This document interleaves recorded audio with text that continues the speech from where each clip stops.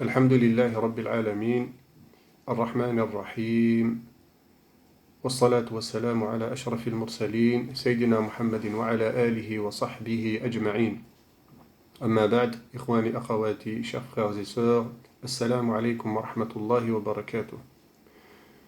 On continue Inch'Allah nos cours, donc c'est le deuxième, donc on a appelé le résumé utile. Donc nous avons vu au dernier cours, nous avons vu les caractéristiques générales de l'islam. Qu'est-ce l'islam? C'est quoi cette religion islamique? On a vu aussi les piliers de l'islam, les piliers de la foi. Aujourd'hui, Inch'Allah, on va commencer à détailler ces piliers-là. Donc les piliers de l'islam, comme on a vu la dernière fois, 5, tout le monde sait que ces piliers sont au nombre de 5. L'attestation de foi, l'accomplissement de la prière, la zakat qui est l'aumône légale ou l'impôt légal comme certains préfèrent la nommer.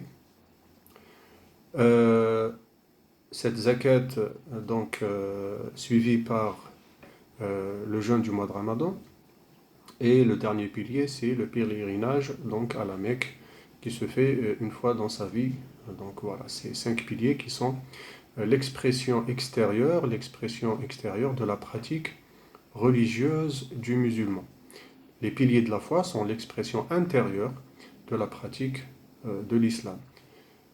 Il est important de les connaître, de les savoir, mais ce qui est encore plus important, c'est comment se caractérisent ces 5 piliers dans la vie quotidienne du musulman. Donc on va commencer à en parler, Inch'Allah. Ces 5 piliers donc portent la maison islam.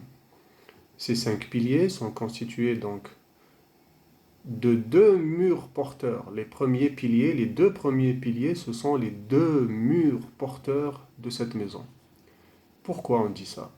Parce que la zakat, l'aumône légale, n'est pas obligatoire pour tout le monde. S'acquitter de cet impôt, cette zakat, n'est pas obligatoire pour tout le monde. Il y a des conditions. Si les conditions ne sont pas réunies, on n'a pas à s'acquitter de cette zakat.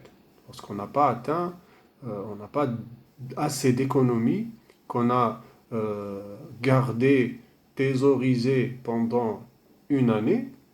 Si on n'a pas cette somme, on n'a pas d'économie, on n'a pas à sortir cette zakat.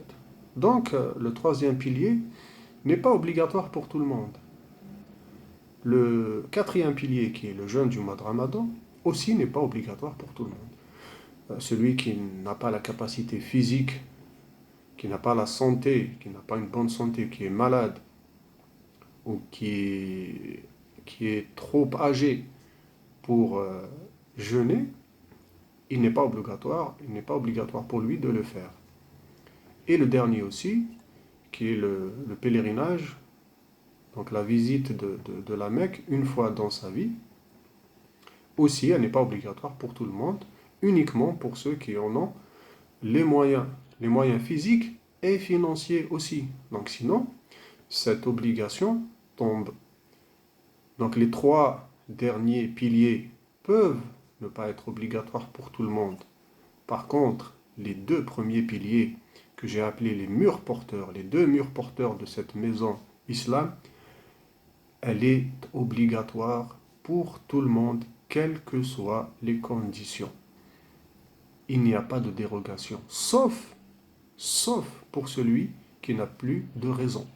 Celui qui n'a pas de raison, celui qui est handicapé mental. Tout simplement, rien n'est obligatoire pour lui. Donc voilà. Par contre, celui qui a encore une conscience, celui qui a encore une raison, les 2 premiers piliers restent obligatoires jusqu'au dernier moment de sa vie. Voilà pourquoi les 2 premiers piliers sont en première et deuxième position. Et d'ailleurs, vous pouvez regarder, beaucoup de versets dans le Coran parlent de la foi, et tout de suite après, Allah subhanahu wa ta'ala cite les bonnes œuvres et cite la prière et la zakat après. Mais la foi est toujours, ou pratiquement toujours associée à la pratique de la prière, à l'accomplissement de la prière. Donc, la prière est obligatoire tant qu'on a la conscience, tant qu'on a sa raison. Voilà pourquoi les deux premiers piliers sont très importants. Voilà comment on vit au quotidien donc ces piliers. Les piliers de l'islam aussi sont dans cet ordre. Vous allez voir aussi que le premier pilier est continu, n'est pas dissocié de la vie de l'être humain. Le deuxième pilier, qui est l'accomplissement de la salat, la prière, il se pratique 5 fois par jour, quotidien, tous les jours. Le troisième pilier et le quatrième pilier, c'est une fois par an. Et le dernier, c'est une fois dans sa vie. Donc voilà aussi cet ordre aussi logique donc, de ces 5 piliers. Ce n'est pas un ordre anodin. Ce n'est pas un ordre anodin. Allah subhanahu wa ta'ala a révélé à son prophète, et le prophète donc nous révèle à nous, que l'islam est bâti sur 5 piliers. L'islam est bâti sur 5 piliers dans un hadith rapporté par Muslim, par le Bukhari et Muslim. Ces 5 piliers de l'islam sont indivisibles, c'est-à-dire chaque musulman a l'obligation d'y croire et de les pratiquer. Sauf, bien sûr, si on a une dérogation pour les trois piliers, les 3 derniers piliers.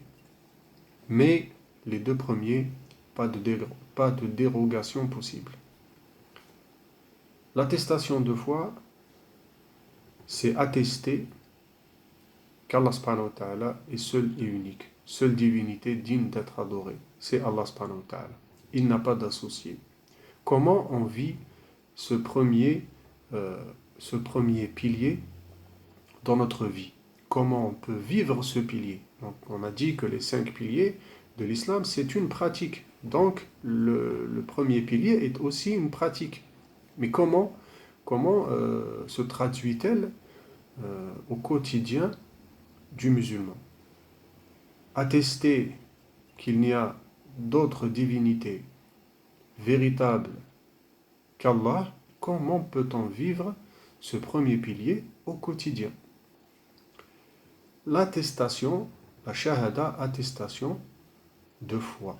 Attester qu'Allah subhanahu wa ta'ala est seul et unique. Comment peut-il se traduire dans notre vie quotidienne?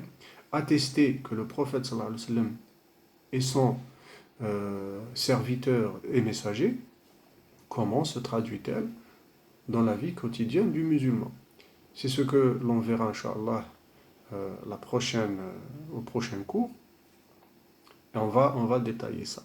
On va détailler ça, Inch'Allah. Barakallahu fikum.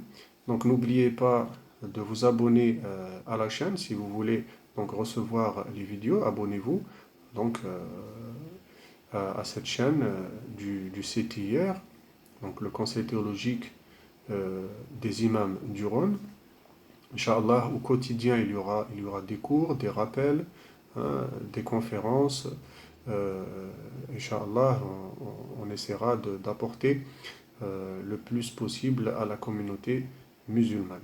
Et au-delà aussi, bien entendu, pour celui qui a la curiosité de venir regarder ce que c'est que l'islam, comment le vivent les musulmans tous les jours, il n'y a aucun souci, cette chaîne est ouverte à tout le monde. Barakallahu fikum, jazakumullahu khayran. Qu'Allah accepte nos œuvres, qu'Allah accepte nos jeûnes, qu'Allah accepte nos prières et qu'Allah lève cette épreuve sur l'humanité. Barakallahu fikum wa sahafturkum. Wassalamu alaykum wa rahmatullahi wa barakatuh.